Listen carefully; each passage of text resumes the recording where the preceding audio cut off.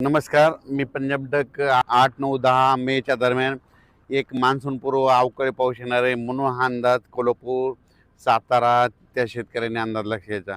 आणि राज्यात सांगायचं झालं तर म्हणजे राज्यात बरेच शेतकऱ्याचे फोन आले की आता ह्या मेमध्ये एखादी अवकाळी आहेत तर राज्यात आणखीन 2 चांगले मान्सूनपूर्व पाऊस पडणार आहे, 2 अवकाळी पाऊस पडणार आहे म्हणून हा अंदाज सर्व शेतकऱ्यांना लक्षायचा.